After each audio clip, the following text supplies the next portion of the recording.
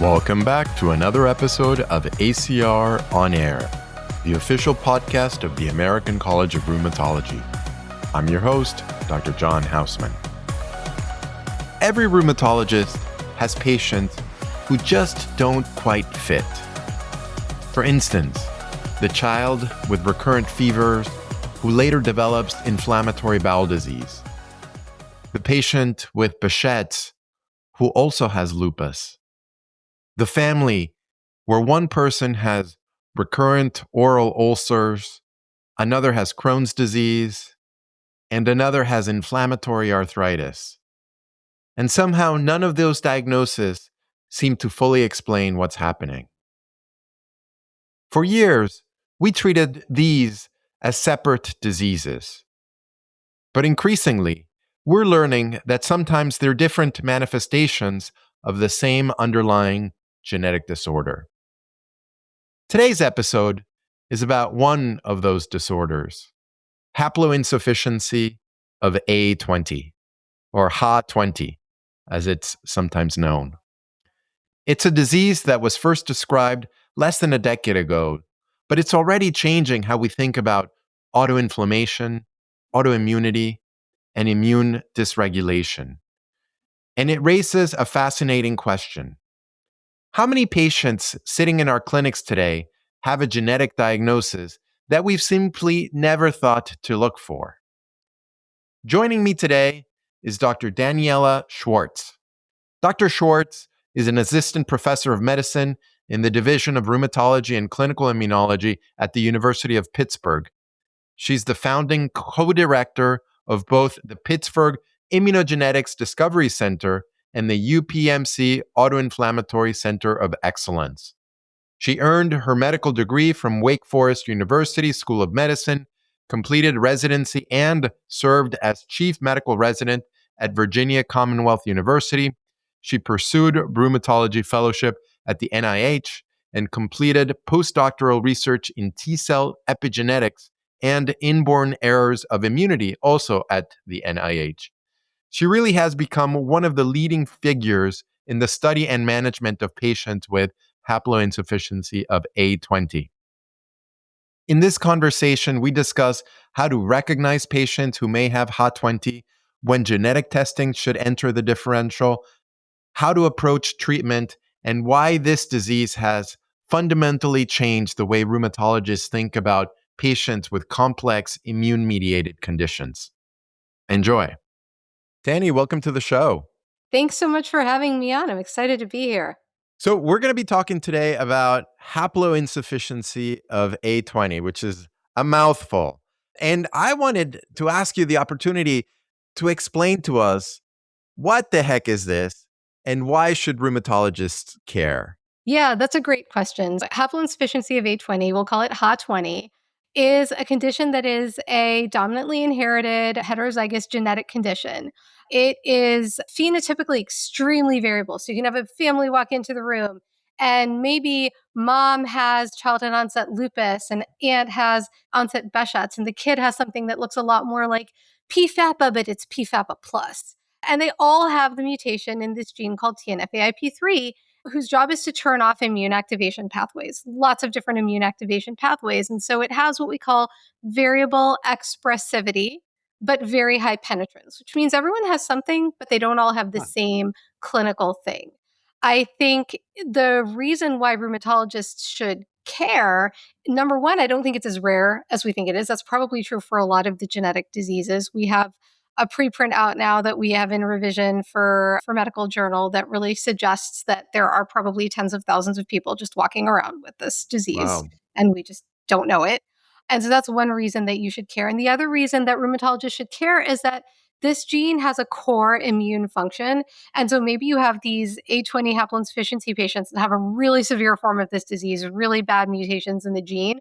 And that one mutation is enough that they're definitely going to have disease, 100% penetrance. But all the way to the other end of the spectrum, this is a risk allele for lupus. It's a risk allele for IBD. So there are common variants in this gene present in something like 2 to 4% of the population, depending on which ancestry you look at.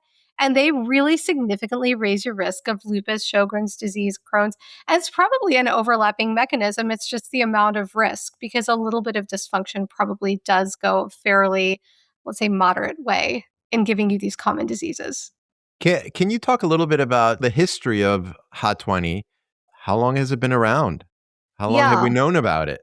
Well, so that's a really fun story, actually, because this was the disease during fellowship that got me into inborn errors of immunity. So, this is actually a true story. As a first year fellow, I walked into a room admitting a patient for bacteremia who was at the NIH on a lupus protocol. And this was in 2013. And I'm taking her family history. And she says, my mother has Behçet's and my aunt has Behçet's and my sister has Behçet's disease. And about a year ago, I started to get genital ulcers. And it just seems weird because that's not normal for lupus and they keep swapping them for herpes and it's not herpes. And Michael Umbrello happened to be my attending and like the light went off and we got really excited and we said, this isn't lupus, this is something else. So we went to Dan Kastner and Ivona Aksentievich, who got really excited because they had another family with a familial form of Behçet's. And that my family was the second HA20 family. That first family had two variants in two different genes. They were trying to decide which one was the causal gene. And our family was the sort of piece that solved the puzzle. So we've known about it since 2013 and then started collecting other families, both from Dan's cohort and then from others, and published it in 2016. Amazing. And I think I first learned about this, as you mentioned, a familial type of Behçet's. But I think what you've described and what you've noticed over the years is that the presentation is much more heterogeneous than just recurrent oral and genital ulcers. Can you talk a little bit about what is the spectrum of disease and when should rheumatologists think that about testing their patients for Hot 20? Because I think what you mentioned is it just can look very differently in different people. Yeah, that's a really good question. And I think it brings us to a broader principle, which is this idea of ascertainment bias in monogenic diseases. So, what typically happens with a genetic disease is that the index patient families, and this is particularly true on phenotype driven diagnoses, right? The index families walk in to an inborn error of immunity center and they're grouped together based on some sort of a convergent phenotype, and then they're sequenced, and somebody has this aha moment that says, oh, well, this gene causes this presentation. And then after about 2 years, that gene goes on to genetic testing panels. And over time, people start to report, well, I saw a pathogenic variant in the gene and it has this other phenotype or this third or this fourth. And so when you think about a gene like, let's talk about pyrin, canonical autoinflammatory gene. Pyrin has a relatively restricted function in a relatively restricted set of cells. And so there's some phenotypic heterogeneity, but not that much. It's mostly going to be limited to innate monocytes, neutrophils, macrophages, periodic fevers, a very adaptive light phenotype. Or all the way at the other end, you want to think about something like IPEX, which is FOXP3 mutations, and those patients have a very T cell phenotype because it's a Treg disease. But if you look at HA20, this is a disease where the gene's expressed in all different cell types, and that includes T cells, B cells, macrophages, neutrophils, epithelial cells, neuronal cells, etc. And it has really diverse immunologic roles. It suppresses NF-kappa B activation and inflammasome activation, and it has roles in B cell proliferation and in interferon signaling and necroptosis. And so now you've got diverse functions, diverse cells. And so, of course, it looks different. And its job is to turn off, not to turn on.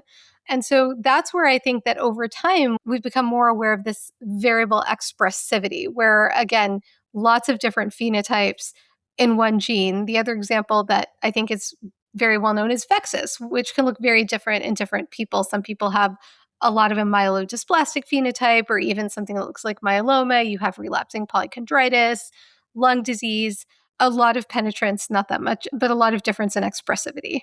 When you talk about inborn errors of immunity, I think a lot of people think about, oh, this is childhood onset diseases. This is a pediatric rheumatology condition. Do most patients present during childhood, or can we see adults with new onset symptoms that may be related to Hot 20? Kind of both. So most patients will develop their first thing during childhood, but that doesn't mean they're diagnosed during childhood. So in the really true loss of function mutations, you've got a big mutation in the gene, which I would say like, a frame shift, something that cuts the gene in half or cuts off a big chunk of it. that's going to present with something in childhood, but that something might be just mouth ulcers that never come to the attention of a physician. And we've seen this many times. Or they get diagnosed with Crohn's disease, but nobody thinks that it might be genetic. Remember also that most adults grew up in the 80s or in the 90s before genetic testing was available, or they might not be seeing people who know about genetic testing. Do we see true adult onset disease where the very first presentation is in adulthood? That's uncommon. But we do see a lot of adults where they walk into the rheumatologist's office and the rheumatologist says, well, when did you start having arthritis? And maybe they started having arthritis when they were 40, but they had PFAPA-like disease when they were 6. And then that phase of their life kind of ended. And then they had these vague GI symptoms from the ages of 10 to 30 with a lot of airway disease. And then between 30 and 40, they had a lot more of these weird rashes. And now at 40, they're having arthritis. Fascinating. So when I'm a pediatric rheumatologist and I'm seeing these patients in my clinic, maybe that look like PFAPA or that look like Behçet's, what are the features? How am I supposed to distinguish a patient with HAT20 from PFAPA or Behçet's or many of the other pediatric onset rheumatic diseases? Yeah, I mean, so I'm an advocate of a broad net for genetic testing. I think that there's a lot of data that show that clinical criteria don't necessarily do a great job of distinguishing some of these more common from more rare syndromes.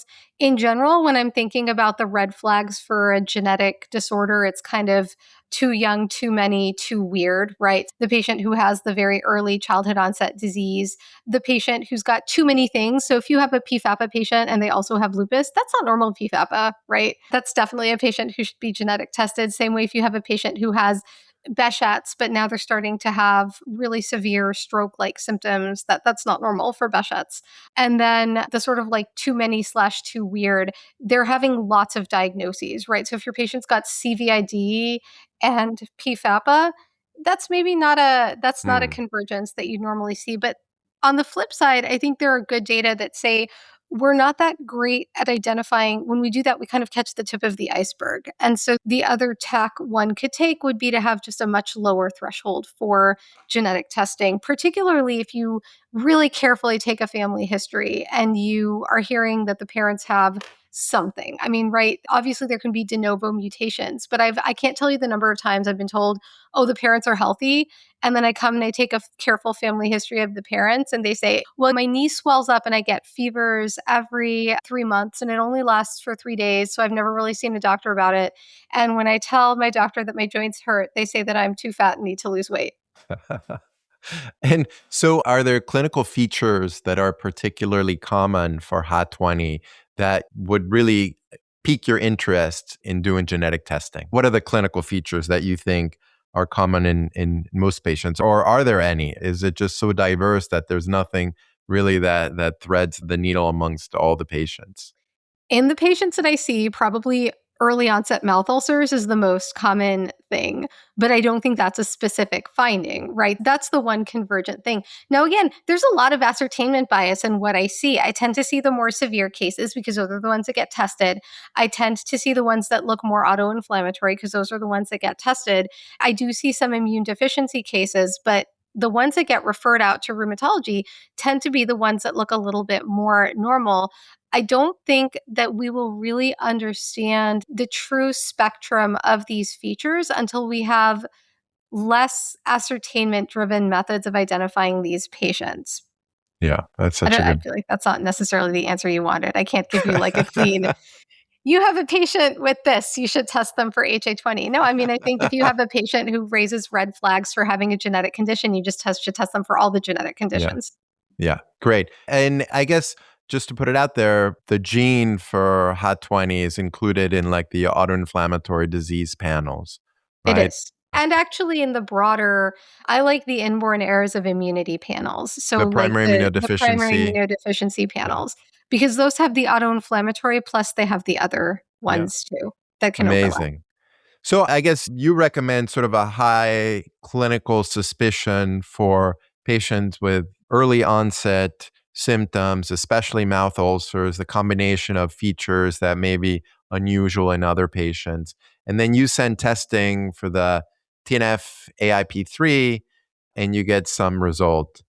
Is that how you make the diagnosis in patients? Are there certain variants that are VUSs that we don't know if they're relevant? How do you Yeah. approach the Yeah. results of genetic testing? So if your patient has a truncating or frameshift variant, they have HA20 because the way that gene is structured, there are some genes where if you have a mutation, when I say truncating or frameshift, I mean one that essentially gets rid of part of the gene. So like everything after that, you get a little asterisk or like an X or something like that on your genetic or a TER on your panel. Everything after that amino acid basically doesn't work. So that's when I say frameshift or truncating. So if you get one of those, some genes, you can lose the sort of tail end of the gene and it still works.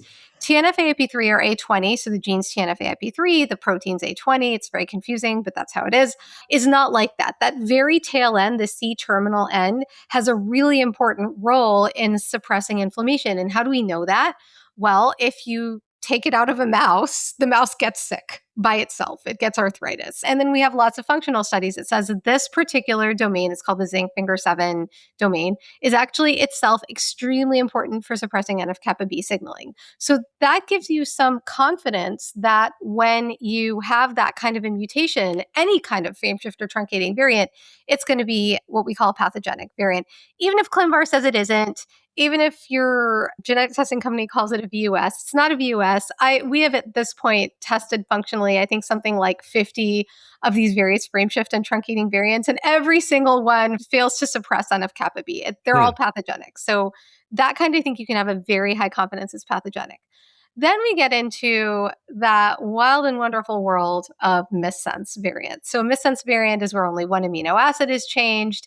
The way I explain it to patients is that you could have the word sea, like I went to the sea to sail a boat, and maybe one spelling error changes that A to an E. So it says I went to the sea to sail a boat, but you can still kind of figure out what the meaning is. It's good enough. And if you changed it to a different letter, something like you change it to a T, I went to the set to sail a boat, and then you have no idea what I'm saying. Or you can even have a nonsense word, right? So that's kind of like the missense variant. Some of them are going to have big effects. Some of them are not going to have any effect at all. And without some sort of a functional testing, you really have no way of knowing whether that variant is doing anything. So everyone else, we struggle with this and we test every variant in our system in the lab. I think when you have a missense variant, you can do the things that the American College of Medical Genetics says to do, see if it's what we call a de novo variant, right? So do the parents have it? If it's brand new in the kid and the kid has disease and the parents don't, that's helpful. If you have multiple family members who are having inflammatory symptoms, do they have the mutation? Does the mutation track with disease? But again, look carefully, ask carefully, make sure that you're not missing some mild form of parents are having mouth ulcers, but they don't have much else, or they have a little bit of arthritis. The more family members where it tracks with disease, the more helpful it is. So, we had a variant that was not predicted to have a high effect, but then we had 3 generations of family members, and we had 8 family members who had symptoms and 15 who didn't. And we were able to test out of that something like 10 family members, and we had a really good, what we call segregation with disease features. And so that sort of thing can be really helpful. That's amazing. And since this was a disease that you guys just discovered a little over a decade ago, I imagine many patients have gone throughout their lives being undiagnosed. Can you talk a little bit about the patient journey? How is it to live most of your life with a disease that doesn't have a name? What's the experience like for patients? Yeah, that's a great question. Just to take kind of a step back, my clinic is an adult autoinflammatory and inborn errors of immunity clinic. So this is kind of the patient journey that I see over and over again. And essentially, it's adults who don't fit into a box and who end up getting frustrated, undertreated, kind of blown off sometimes for a lot of their lives. And we see patients who, unfortunately, they'll say, give me stories about how their parents died of complications of their disease. I think one sort of illustrative patient journey, I have a little girl was referred to us who at the age of 6 or 7 started to have really severe genital ulcers and periodic fevers. She was tested, she had the mutation. And then her dad was referred to us and said, oh, he has lupus. He did not have lupus. Hmm. He had periodic fevers with oral and genital ulcers with the onset of about 6. He was untreated for most of his life. He has erosive arthritis. Oh. He has a class 5 lupus-like nephritis. He has basal ganglia calcifications Oh. with recurrent, I'm going to air quote, you can't see me, but I'm air quoting strokes. He's had coronary artery bypass at the age of 35. He has an interferon gene score of 1060, which is in the range of what you would see in a Candle Savi Icardi Gutierrez patient. So that is a story where somebody was under the care of a rheumatologist being treated for lupus, being treated for Sjogren's disease, also has massive salivary gland enlargement and dryness, was Hmm. being treated for cutaneous vasculitis, but had this kind of unifying diagnosis, but was not treated in the way that you treat a monogenic disease patient. Yeah, I think certainly making the diagnosis is super challenging because you have to recognize the pattern, have a high index of suspicion, send genetic testing, doesn't always get approved by insurance companies. By the way, do you have any tricks to getting genetic testing approved? Patient assistance programs and working with the genetic testing companies that offer it, having connections at most of the companies, knowing your partners. So, like, depending on the features, there are foundations that will cover genetic testing for certain patients with panels. Different genetic testing companies will offer promotions. So, right now, they will do the prior auths for you, actually. And then, if the prior auths don't work, they will essentially no charge the patient. So they will do it all the way through. And then if the copay is really high and the patient doesn't have resources, they have patient assistance programs. So just like getting medications approved for your patients, it's exactly the same, with the exception that for genetic testing, sometimes the companies will actually negotiate all the prior authorizations for you so you don't have to do it, your nurses don't have to do it. And then you just have to be very clear with the company, I don't want you to run this test until you give my patient the exact price it would cost them with patient assistance, and they agree to pay it. Amazing. So once you make the diagnosis, what sort of evaluations should patients undergo? Are there specific testing that you would recommend? But just so happened, we just published a little guideline with a flow chart on how I treat in the Journal of Human Immunity. It tells you exactly what we think should happen. Because the expressivity is so variable, I generally would say, at least a full rheumatologic exam every year, at least your basic labs, your CBC or CMP. Look for things like liver disease, kidney disease, do the urinalysis, the urine protein to creatinine ratio. These things, the liver disease can be very silent, and autoimmune hepatitis, like when it happens, you have to jump on top of it because you don't. Cirrhosis in these patients is very bad. Same with the lupus like nephritis that can really trash their kidneys. I check those kinds of labs at least once or twice a year. I check their thyroid at least once or twice a year. If possible, I think checking them for other inflammatory markers. So I look for markers of myeloid activation like the S100 proteins. I look for the interferon signature once or twice a year. So I try to comprehensively phenotype them, and I look for Is immune. that stuff that you do commercially or do you Yeah, do I it do. as sort I do. Nope, I do. Well, the interferon signature, there's one place you can get it commercially now, which is Nationwide Children's. The nanostring you have to do in the lab. So we do that in the lab. But the S100s I get commercially, the cytokines I get commercially. And then I check them for immune deficiency once a year because about a quarter of our patients will develop like a really clinically relevant immune deficiency, particularly over time. So I definitely will check total immunoglobulins and the TB natural killer panel. In patients who I think are getting recurrent infections, I also check the vaccine specific responses, and I have a low threshold to get my immunology colleagues involved because I think the immune deficiency component is real. Amazing. All right. So now I don't know if it's the most complicated part, but you've diagnosed your patient, you've screened them, and now you have to treat them, right? As you mentioned, your patient with lupus had symptoms for years and was probably undertreated. How do you think about treatment? Is there a standard treatment that all patients with HAT20 should have, or do you customize the treatment depending on their clinical manifestations? I customize it based on their clinical manifestations and their biomarker profiles. And so in patients who have mild disease, and I'm not seeing, oh, I'm sorry, the one lab I forgot to mention because it's now you can get it commercially is a serum amyloid A. I track that too. You can get it at LabCorp now. I didn't Um, know that. That's great. yeah, it's wonderful. Anyway, so yes, if their systemic inflammatory markers are relatively modest and it's mostly just a little bit of mild ulcerations or a little bit of joint pain, I don't think that you can go wrong with colchicine. It's a nice, benign drug that works in a lot of autoinflammatory syndromes. It works in milder cases of HA20. I use it adjunctively, even in my patients who have more severe disease but have a lot of residual ulcers. So I think that's a nice drug for the patients who have a primarily mucosal phenotype and who don't have, certainly I wouldn't use colchicine alone for organ-threatening disease, but you've got your patient who's maybe that older parent who really mostly had just some oral genital ulcers, but not much else. That's a nice drug, either by itself or together with something else. And then for the others, again, do they have a lot of periodic fevers? Well, then I'll probably end up going with an IL-1. Do they have a very inflammatory bowel disease like phenotype? Then I might end up going with a TNF inhibitor. Do they have something that looks a lot like lupus, which is a very high ISG score? Then I might end up going with the JAK inhibitor, or if it's that patient who's had 4 MIs and JAK inhibitors are making people nervous, I might try to do an IFNR blocker. If they look like Icardi Gutierrez, I would treat them like an Icardi patient, with the caveat that some patients do need two things targeted at once. So that lupus patient I told you about needs IL-1 plus IFNAR, and that's what has controlled symptoms for that particular patient. So sometimes they need more than one thing. Liver disease also, I would use a JAK inhibitor plus azathioprine for the liver disease patients and watch them very closely because, like I said, cirrhosis is just not good.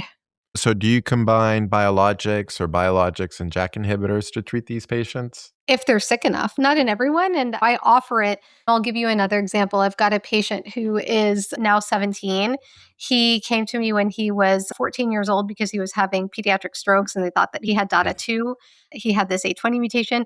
Interestingly enough, this was all sparked by a COVID infection. His dad had a COVID infection the same week as the kid and had an inflammatory MI at the Oh my same time the goodness. kid was having. It was a mess. Initially, we were debating whether to do an IL-1 or a JAK, and we ended up doing IL-1s in both of them, and they did really well.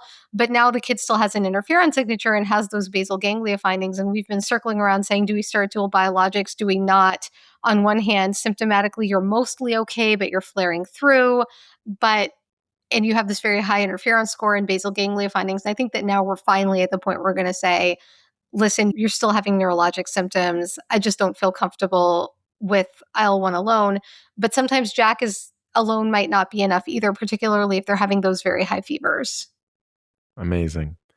So do you figure that most rheumatologists will be managing these patients, or should these HA20 patients be referred to specialized centers like the ones that you run at Pitt?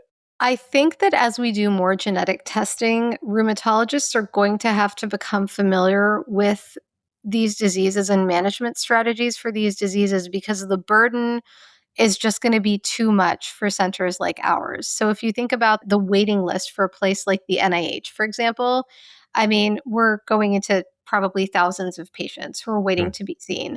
If you think about the wait time to see me at this point, we're talking about, I have a 6-month wait list and I've only Mm. been at Pitt for 4 years and very carefully make sure that I'm only seeing these severe cases. So as we do more genetic testing, as we find more of these patients, if other people in our field don't gain familiarity with seeing these diseases, patients are just not going to be treated or they're not going to be treated correctly. That said, I don't think that any one of us who research rare diseases or who treats rare diseases would object to giving some advice. And what might end up happening is a co-management strategy where we're doing second opinions or annual consultations or helping to direct things where we're working with a more boots on the ground person, particularly for those patients who are coming in from far away. Amazing. Are there some mistakes that you see rheumatologists do in the care of patients with HA20? Some of the main ones that I see, like a big one that I've seen is saying this isn't Behçet's, so it can't be HA20 with variants that are really pathogenic. So that's Mm. one that I would say probably less in the last year, but definitely I've seen patients referred to me with truncating mutation very early in the protein, obviously pathogenic, been reported in 10 other people as pathogenic. And the referring person says, it's not Behçet's, so I don't think it's HA20, and then not treating the patient. So that's a big one. I think not recognizing that these different clinical diseases are due to the HA20. So I had one patient that I followed for several years who ended up establishing care with a community rheumatologist. This is a little bit of a sad case because the community person said, you don't have HA20, you have rheumatoid arthritis, and I don't understand why you're on an IL-1 blocker. And took her off the IL-1 blocker because she had a positive rheumatoid factor. But this patient had a complete deletion of the A20 genes. It's two different ways of looking at diseases. Rheumatoid arthritis is a clinical diagnosis, and HA20 is a genetic diagnosis. And this patient had oral and genital ulcers and a seropositive inflammatory arthritis. They both can be true. You might have an inflammatory arthritis that phenocopies rheumatoid arthritis or is for all intents and purposes RA, and it's from the HA20. And so that's another one that I think I've seen. And then not monitoring or not taking things like the neuroinflammation, especially, those patients might not have elevated acute phase reactants. And so a lot of our understanding about inflammatory disease rightly comes from that sort of fundamental work by Dan Kastner's group that's really based in the inflammasome-driven diseases. But patients who have interferonopathies might not have an elevated SED rate or CRP, but they might have interferon signatures that are through the roof. And if your patient is walking around with neurologic findings and an interferon signature of 1,000, that's not good.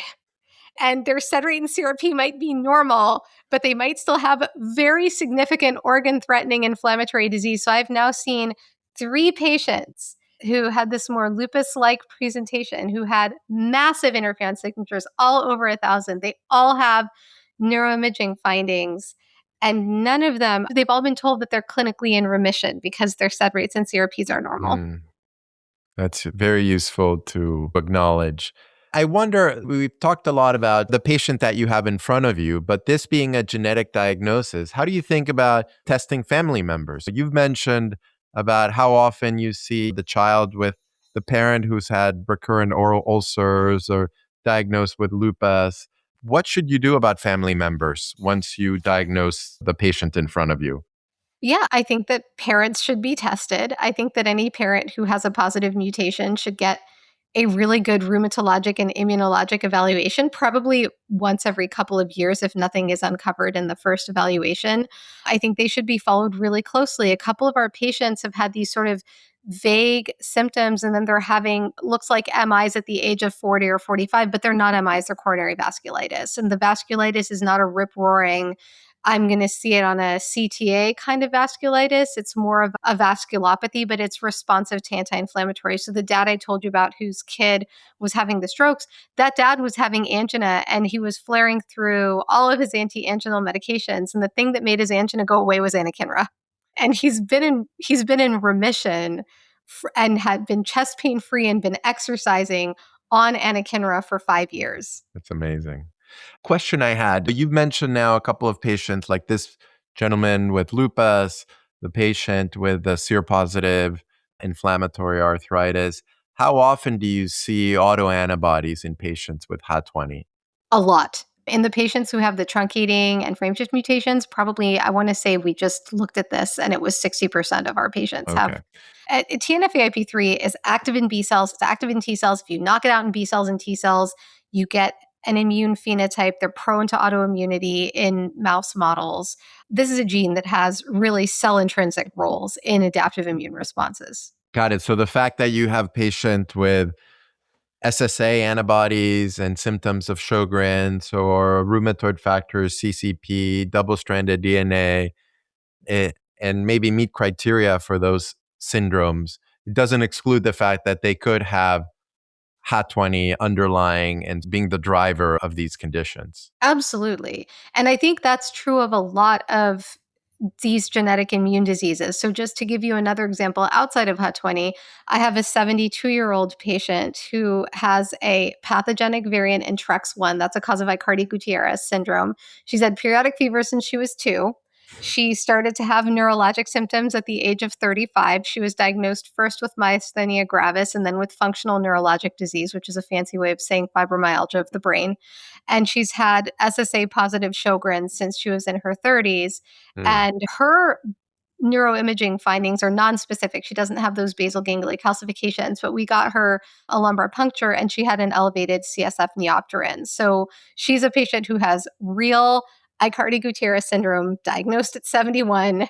She also has CD4 lymphopenia, which is a manifestation of Aicardi, and hopefully we'll be starting her IFNAR blocker this week. And so this is somebody who had childhood onset disease, diagnosed very late in life, who had typical symptoms and was being treated with nothing and had an escalating burden of disease for her entire life. She just said it was her normal to have periodic fevers about 6 times a year.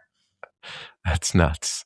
People can get used to anything. People get used to, I mean, when you think about it, we get a viral infection probably 2 or 3 times a year. We might have a fever and be at home. She was like, yeah, that's just like that, but without the virus. Yeah. Super, super interesting.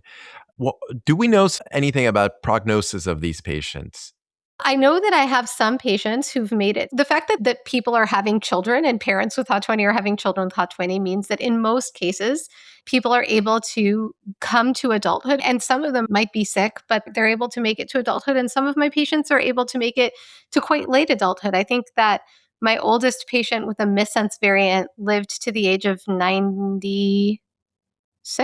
It was either 86 or 96. And then I've had other patient with a truncating variant who made it to 76. I just saw a 77-year-old patient.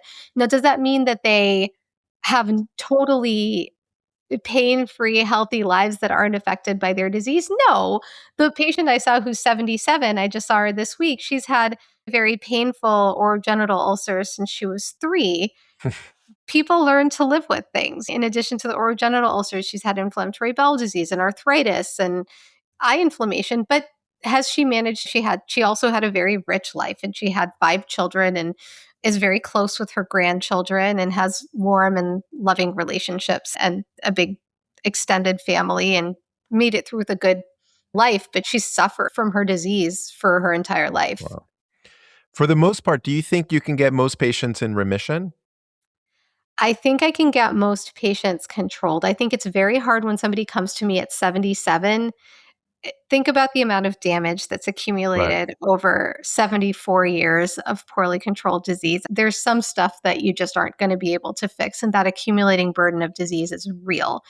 I think that most kids we can get into, if not remission, then at least like very good control. I've had to do a stem cell transplant on one patient.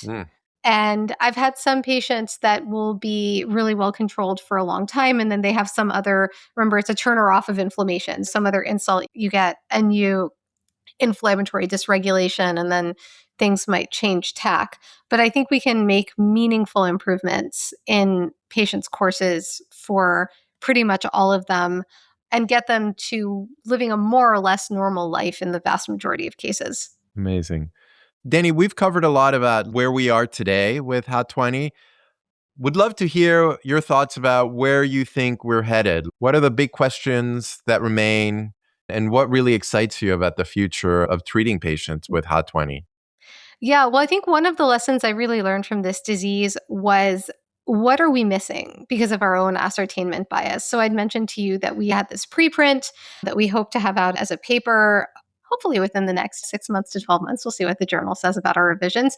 And so we estimate that probably about 10 to 15,000 Americans are walking around with really truncating variants, and then about another 200,000 are walking around with missense variants that could be pathogenic. And so understanding what is the real penetrance. And when I say they're walking around with these variants, we've also done association studies. And I can tell you that if you have a truncating variant at a pretty rigorous statistical level, your risk of having a very severe inflammatory phenotype, and I'm talking like Behçet's, GI hemorrhage, things like that, is something like 50 to 100 times that of the general population. Wow. These are not just maybe the penetrance is only 20% and you're overestimating penetrance variants. These are high penetrance variants. So what are we missing? Is there really a population of 15,000 people that's just walking around with this disease and they didn't know it?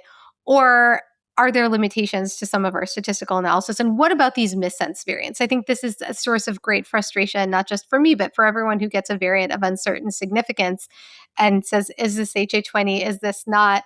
And I think this is more like how do you think about the disease risk? What we see in terms of the immune dysregulation is that probably are an intermediate group where they're not quite as inflamed as our full truncating, you deleted the gene patients, but they're still pretty significantly inflamed. How do we think about that at a population level? How do we think about that in terms of the patient who walks into our clinic?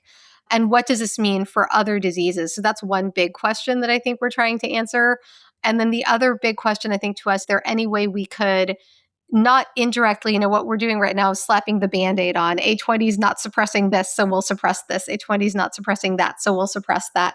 And then you end up with this patient who's maybe on an IL-1 blocker and an IFNR blocker, and it's scary to have patients on two biologics at once. So could we just boost A20 levels either with gene therapy or with some sort of a small molecule? And that's somewhere that we're really interested in looking. That's great. I think that's one of the things that really excites me about rheumatology is all the drugs and therapeutics that are coming that can do a much better job in taking care of our patients. And especially when you understand the pathophysiology about what's driving their disease, I think we have a much better opportunity to treat them appropriately. Danny, for people listening to the episode, let's say tomorrow morning, they're sitting in clinic, they're seeing a patient. Is there one sort of clinical presentation where you'd want them to stop and think, hey, could this be HOT20? What's that takeaway that clinicians should have readily available so when they're seeing patients in clinic? Yeah, I would still go back to that too young, too many, too weird framing. But also, and this is very important, particularly for my adult colleagues, do not ask your patient, when did your joint pain start? Ask your patient, when were you first not healthy? Take a proper history. A proper history doesn't mean when did you start having joint stiffness. It means, were you healthy as a child? Were you healthy as an adolescent? That takes 5 minutes. Just ask them if they were not healthy or healthy when they were kids, if they had anything that was not normal about them. Because you'll find that maybe some of your patients did have periodic fevers as children, and it was just PFAPA, and then they grew out of it. Now there's something different. So that, and then take a family history. Please just take a family history. Danny, this has been a really fun conversation. I certainly learned a lot. I have clinic this afternoon, and I can't wait to think about HOT20 and maybe start sending even more genetic testings than I already do. But thank you so much for your time and for all the great work. And we're going to have that article that you mentioned about how you treat HOT20 as a link to our show notes so anybody can access it through our website. Awesome. Thanks so much for having me. This was a lot of fun. One of the things that struck me during our conversation is that this episode isn't just about haploinsufficiency of A20, but it's about learning to recognize patterns that don't fit neatly into a diagnostic box that we've traditionally used in our rheumatology practice. I think that as genetic testing becomes more accessible, many of us are going to discover that patients we've cared for years may actually have underlying diagnoses we've never considered. And not because we missed something obvious, but perhaps because those diseases hadn't yet been recognized. I think another big takeaway from this conversation is something that Dr. Schwartz said near the end of our conversation. Don't just ask patients when their joint pain started, ask them when they were last completely healthy. I think that simple shift in how we take a history may actually uncover clues that may have been hiding in plain sight for decades. Thank you all for listening, downloading, subscribing to our show, and for rating us with 5 stars or however many stars you think we deserve. You can find our show notes for this and all other episodes at acronair.org, on Apple Podcast, Spotify, and on your favorite podcast app. Until next time, think about genetic testing in some of those patients that just don't quite fit one diagnostic criteria. And of course, stay healthy.